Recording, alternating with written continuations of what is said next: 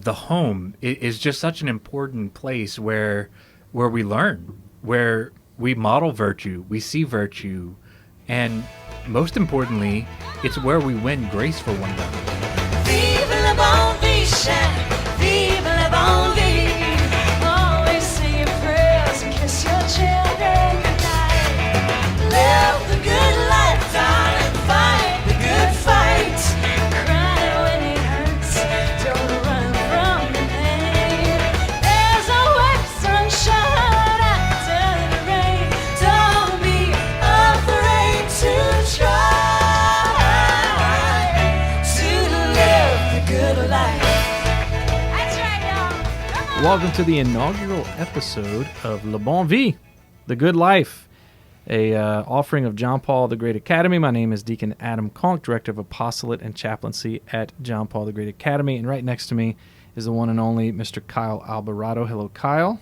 Hello, Deacon Conque. Kyle, tell us about yourself, your role at the school. Well, I am an upper school math, science, and theology teacher at John Paul the Great Academy. I've been there for about 10 years now. And I teach pre-calculus and astronomy and sacraments for the seniors in What a theology. mix. Quite the mix. Very classical. Very classical. Awesome. And so this is our first episode, so I thought it'd be appropriate to kind of talk about the purpose of this podcast and why we're doing it. So, Kyle, what is the purpose? How did we come to this moment to actually offer it? Well, the idea from this podcast came from thinking about how can we as a community, because I'm also a parent, I'm not just a teacher, but two of my children are also at John Paul the Great Academy, and trying to think about how can we as a community work together to have a great Catholic home life, because we say that parents are the primary educators, but it's so true that the home is just such an important place where we learn, where we model virtue, we see virtue, and most importantly, it's where we win grace for one another. And so the idea for the podcast came from thinking about, man, I have all these great conversations with other parents about the joys and the struggles of living out the Catholic faith in practical ways at home. And I thought, man, what a gift if we can take some of these conversations and present them to the larger community. And so gave birth to the idea of a podcast. And I love the idea, too, that we're seeking to show the intersection between our Catholic faith, classical education, and our Cajun heritage. Because everyone who comes to the school comes for one of those reasons. Hopefully, all of them eventually. But, if not, then they'll get there by the crawfish boil at the end of the year. That's right. But we want to live in a place where we could be fully Catholic, right? We want to live in a place where the intellectual life is full and robust. And we want to live in a place where our culture is being lived out in a full way. And this is the type of community we have and we want to encourage. And so this podcast is kind of seeking that intersection where we could talk about ideas that promote that, the good life, as we call it, the good life of being Cajun, of being Catholic, and of enjoying everything the Catholic intellectual tradition has to offer, which is what we want for our students, but we want it for ourselves too as we grow as a community. Absolute bon, man. We definitely want it for ourselves, and you cannot give what you don't have. And one of the biggest problems in the modern world today is how isolating family life can feel and how isolated we can feel in trying to do good things. And so emphasizing we're not alone, we're doing this together, it takes a village, and we're part of that village. So sharing that experience and growing together and in those identities. Awesome. Well, sit back, relax, and enjoy episode 1 of Le Bon Vie, or you're, on a treadmill or something, or doing yard work as well. However you listen to podcasts, glad you're with us. Deacon Adam Conque, Kyle Albarado here. And, for this first episode, the theme that we really want to touch on is this idea of joy and joy in the home. And I think it's important to kind of look at what is the classical vision and the Catholic vision of that notion of joy, because it is not obvious, right? The culture today, we use that word a lot. It's not obvious what the church actually means by joy. Yeah. that's a good point. And it's easy to feel stressed out all the time trying to get all the things done to have a well-ordered home and a well-ordered family life. And in that feeling of stress, to feel like you have no joy. And so we know Christ was joyful, but we also know that he suffered deeply. And so how do we reconcile that life of self-gift with joy?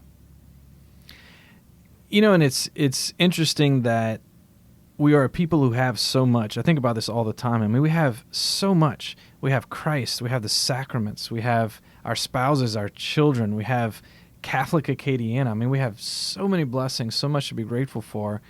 But the busyness of life can often distract us from a very central activity of humanity, which is enjoyment.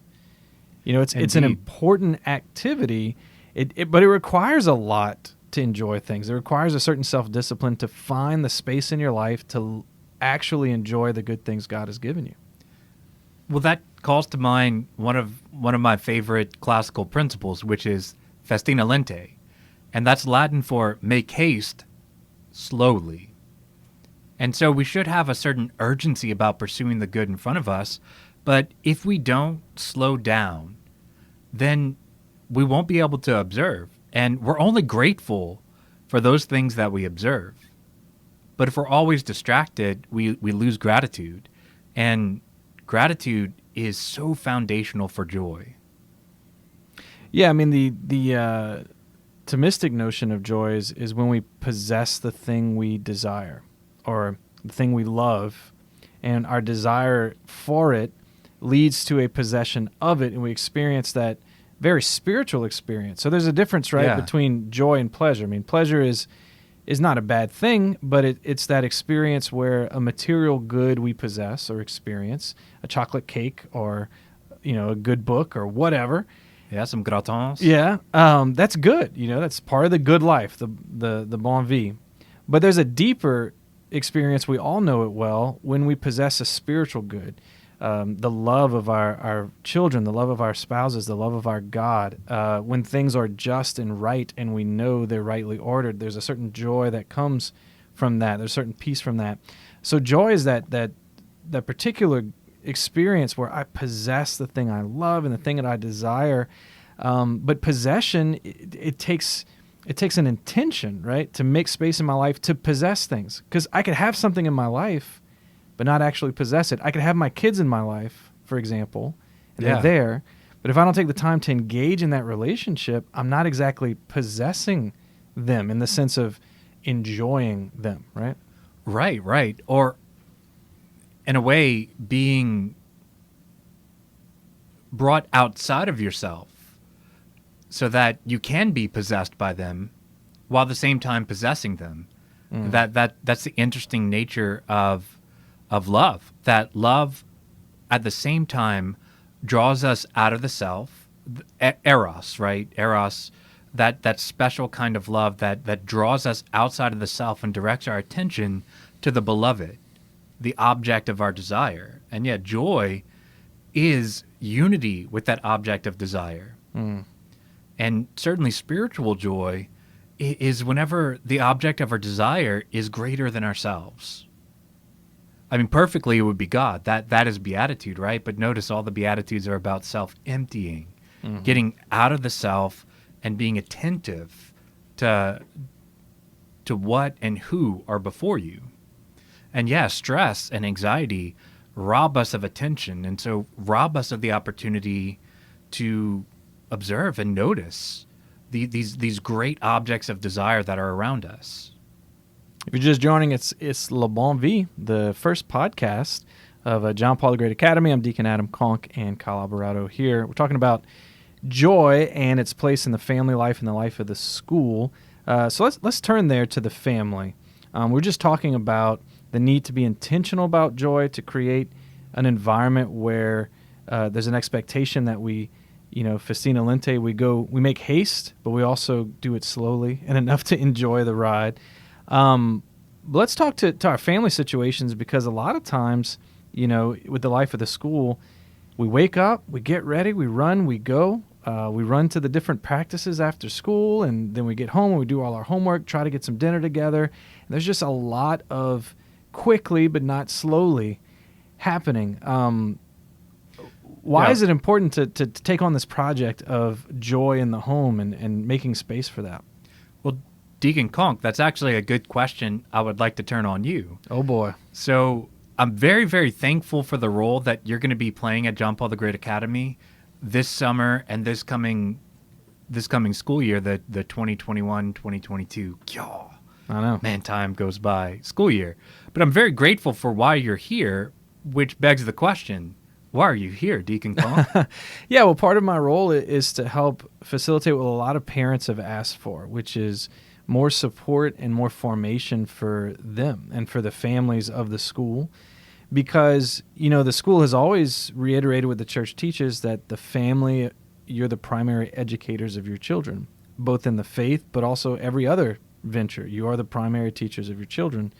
So then that begs the question, well, help us teach, help us be the school of love, the school of prayer, the school of virtue that we're all called to be. And so part of my role is to help discern with families, what's needed to help support that aspect of your life as a member of this school. As someone who wants your student to have everything available to them, you want the best for them on campus and in their experience of the school.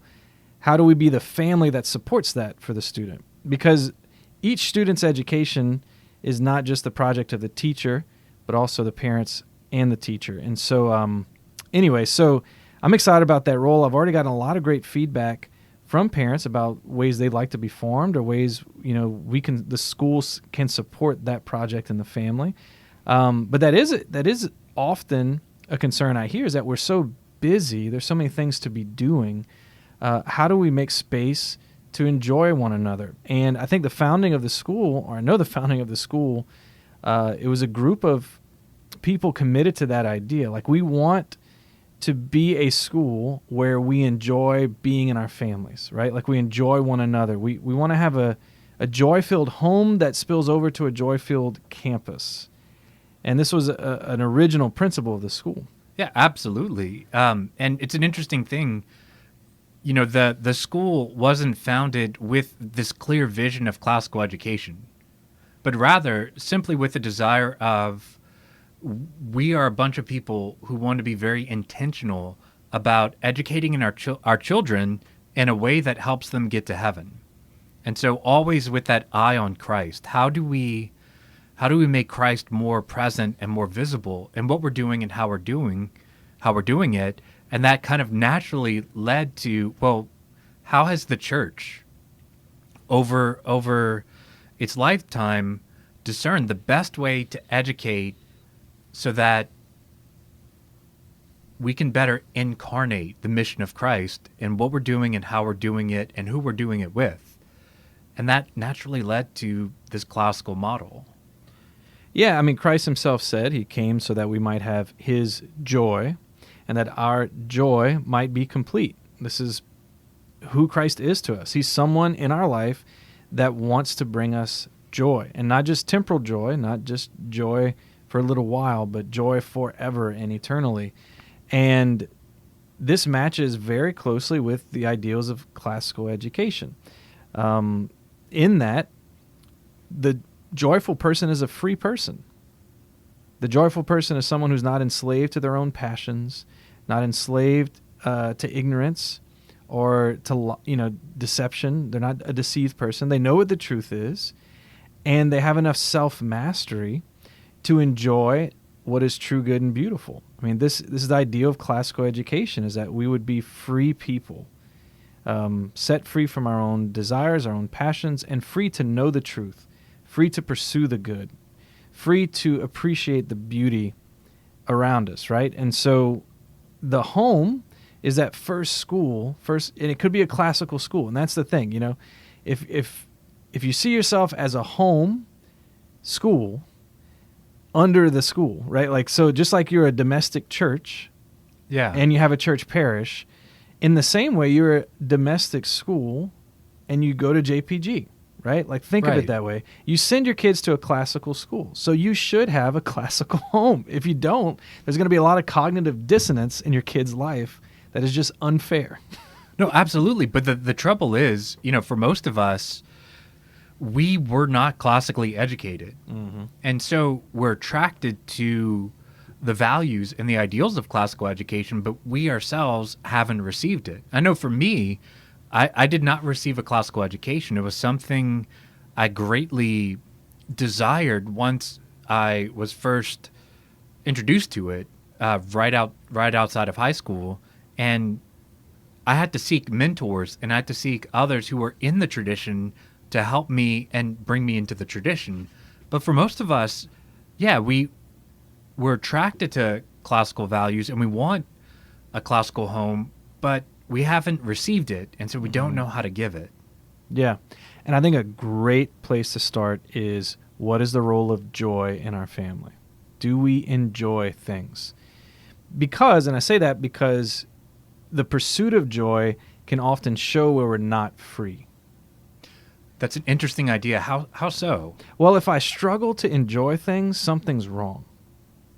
So, like, okay, let's say as a family, you know what, tonight, instead of doing the whole, TV bed thing, like routine, why don't we just take out why don't we look up a beautiful painting and look at it and discuss it, Now, most families that would do this would be awkward and strange.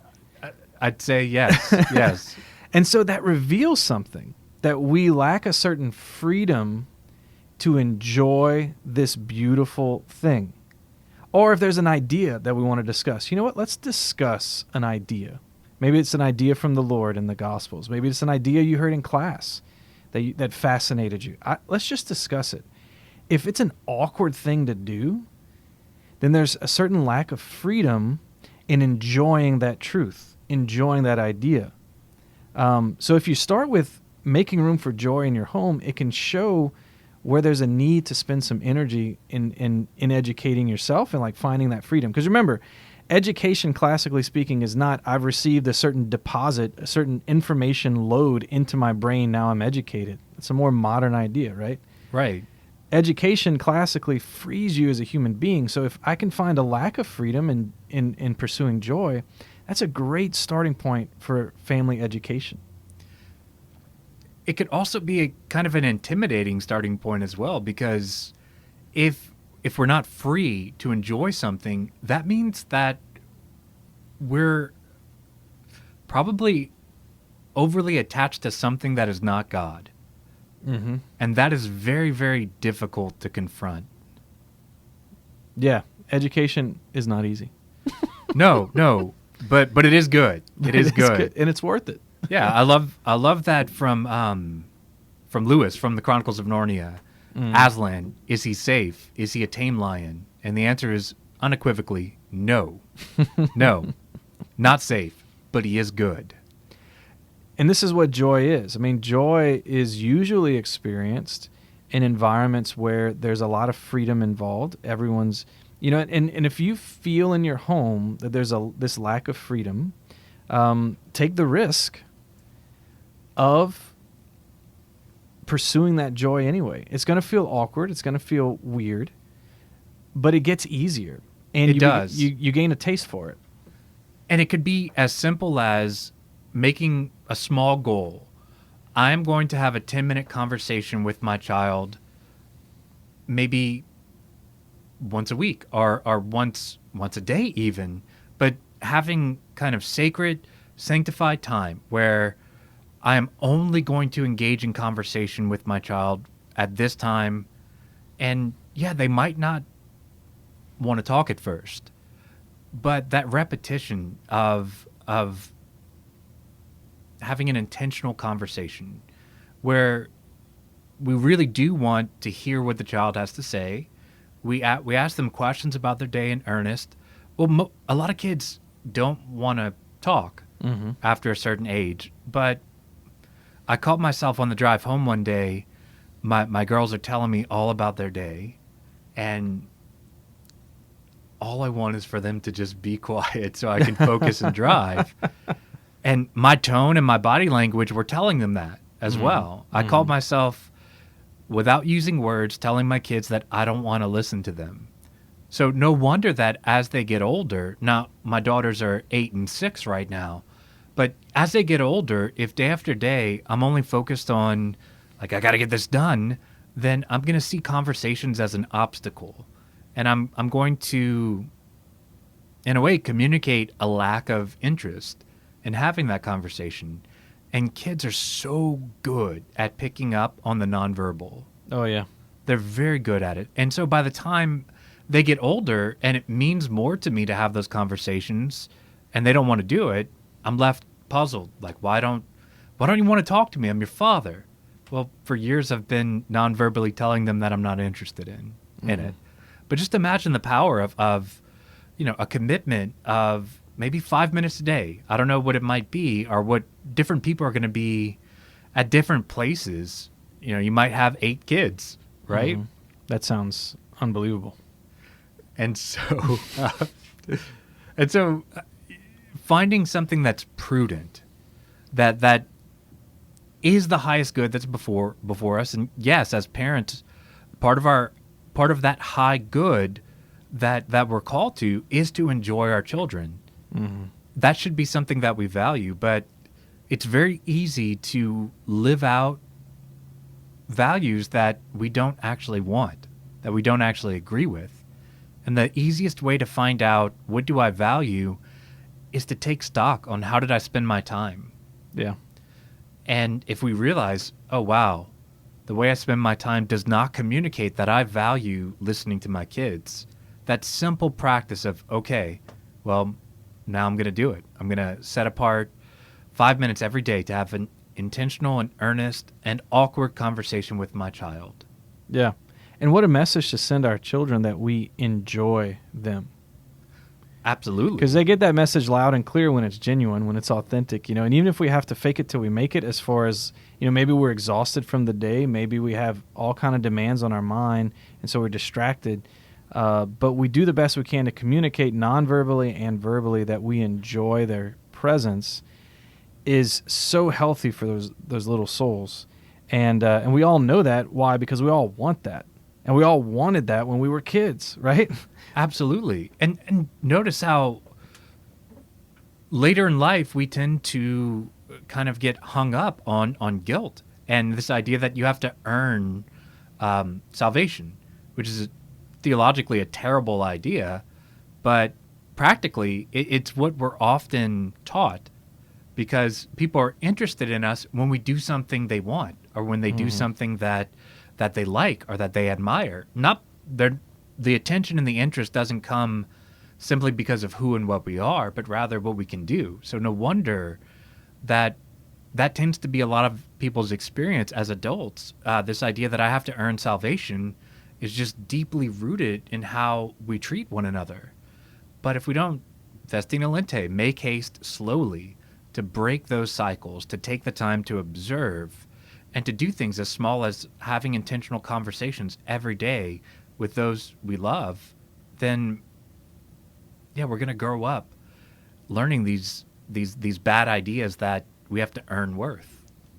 It's Le Bon Vie, our inaugural podcast for John Paul the Great Academy. I'm Deacon Adam Conque, and we have Mr. Kyle Albarado here. We're talking about joy today. We just talked about maybe weekly having a conversation with your kids. This podcast can help facilitate. That's one of the reasons we're doing this, is that we're going to have bite-sized topics that you can discuss as a family together. Maybe you and mom and dad can listen, and then you discuss with the kids this idea. I mean, this is a good place to start. Joy. Hey, do you enjoy your life? Like, what a great question to ask your kids if you haven't. Like, do you have moments of enjoyment in your life? And that's a great conversation to have. So certainly do that. And, it's important, I think, that if the kids are coming on campus seeking to enjoy themselves, that is a good disposition. If they're seeking joy on campus, I think it's a bad disposition if we teach our kids that school is like a job. It's something you get through, and it's going to be difficult, it's going to be challenging, but in the end it's rewarding. Then each day can seem like a drudgery. right? We're getting to It that end. But if we send them off to school saying, I hope you enjoy your day, go find something enjoyable. And if we're teaching them at home to enjoy noble things like good ideas, like friendships, like good food, these are all things that are part of their school day. And the day should be enjoyed, right? Absolutely. And it's a funny saying, but you tend to notice what you look for. And those habitual morning routines that we might have with our child really can be a great way to set them up to look for things to enjoy that day. With my girls at school, every morning before I send them off to go run through their classes, because of course, we drive together. Dad works at school, so they ride with Dad to school. But I always say the same message: have a great day, make great choices. And yeah, they're 6 and they're 8. They might not see that connection, but when we drive on the drive home, my question is always, well, how was your day? And how did you make your day by your choices? What were some of the great choices you made today? Why did you enjoy that?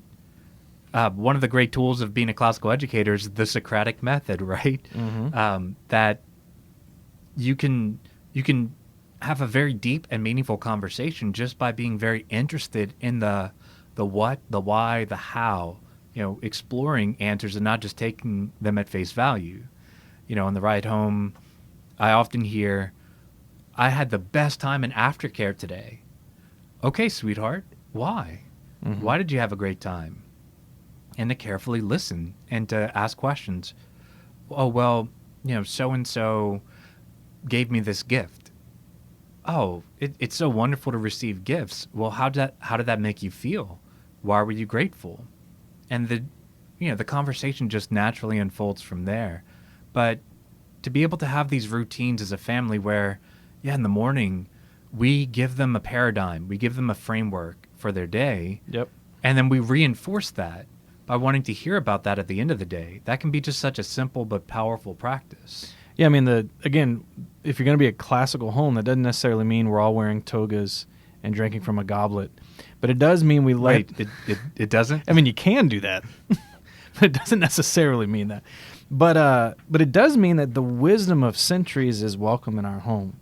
And one thing you're just touching on is the self-reflected life is not worth living. This is an age-old wisdom that influences classical education. Are we giving our kids, at least, it doesn't take forever, the ride home? Do we make that time sacred to self-reflect? Yeah. How was your day? What did you enjoy about your day? What was difficult about your day? Because your kids need to self-reflect, and so do you. Absolutely. Yeah. It's interesting that those who don't make the time, we think that it's a luxury to sit down with a blank sheet of paper and to plan, to brainstorm, to try to be creative with, okay, what did I commit to? What are my current commitments? What are the most pressing needs that I have right now? And what's the best way to organize this? Well, we think that that's a luxury.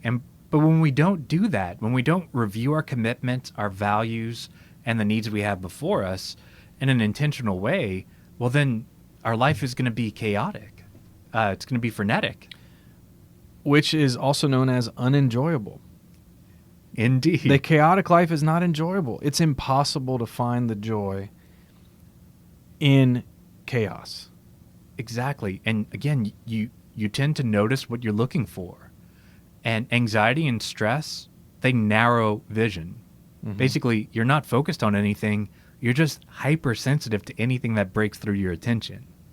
And not in a good way. Yeah. But seeing them as threats. And so, we got to flip the way we think about things.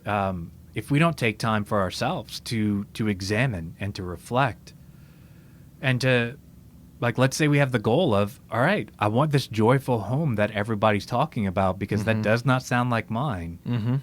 Well, then what am I willing to change? What am I willing to commit to? And keeping it simple. And then every day having, the simple goal in the morning, Lord, I want to have that 5-minute conversation with my child today. Please help me. and then to examine at the end of the day. All right, so I had this goal. How did it work out? How did I do? How'd it go? Okay, what do I need tomorrow? And keeping it simple without that habit of reflection, we don't observe, and we're not grateful for what we don't observe. And if we don't have gratitude, we don't have joy. Absolutely. Well, look, it's Le Bon Vie. We're going to get into our last segment here. I want to bring up our patron, John Paul II, for a moment. And, we have so many quotes we're going to use by him as this series goes on, and others to discuss. But in this last segment, we want to bring up a quote for discussion. Do you have one in mind already? I have one, because just as we were talking, I had a couple pop up, but you might have one as well. Let's each give one. How about that? All right, I'll give this one. So yeah, you go first. So since we're talking about joy and in our homes, and we all have young people, we're parents, I'm reminded of John Paul II's exhortation to young people to open wide the doors to Christ, because he takes nothing from you but wants to give you everything. And I say this is a good quote, I think, to wrestle with in this idea of joy, because joy, and it's right down to it, joy is a gift that God gives us. It's not a product of our work, but rather of our docility to him that works in us.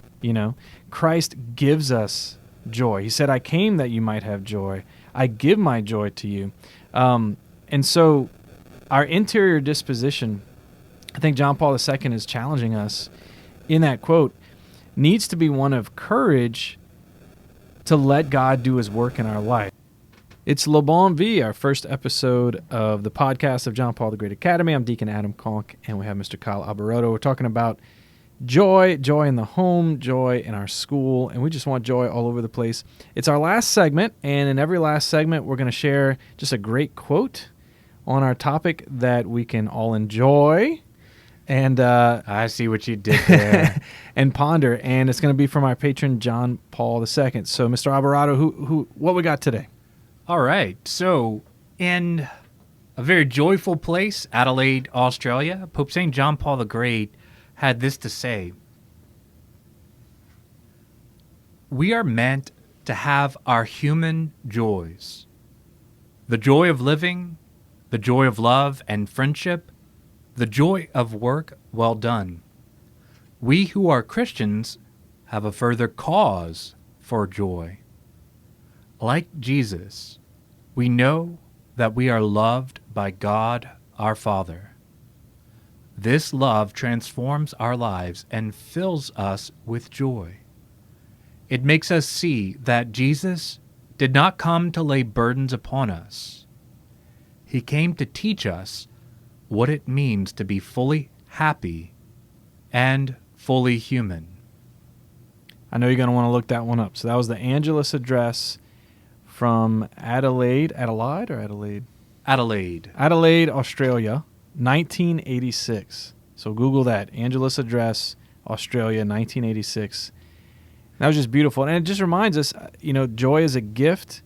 And if you want joy in your home, joy in your child's life, joy in your life, it's something to be prayed for. The answer to that prayer is Jesus Christ. Yeah. Like many kids like to say, the answer to every religion question is Jesus. And, well, in so many ways, because we recognize that he has identified himself to us as the way, the truth, and the life. So yes, ultimately the answer to every movement in the Christian life, it is Jesus himself. But what I find most striking about this quote is the recognition that God desires our happiness, not just something to delay our gratification and wait for heaven, but rather there's that mystery of the kingdom, that it's both here and not fully realized. Kind of like what we want for students in school, that yes, what they're going to encounter in school is going to be tough. They're going to struggle. There's going to be suffering. But like the mystery of the kingdom, there's greatness that they're also going to encounter that is both here and ready for them to enjoy and receive, but also not yet fully manifested. So in many ways, their formation kind of hinges upon what they're able to enjoy. Absolutely. Absolutely. Well, this has been a great conversation. Mr. It has Albarado. indeed, Deacon Conque. And we'll do it again soon, right? I think that's a great idea. Excellent. Well, join us for the next episode of Le Bon Vie. And until then, enjoy your kids. Enjoy your kids. family. Eat dinner together. God bless. Vive le bon vie, chien. Vive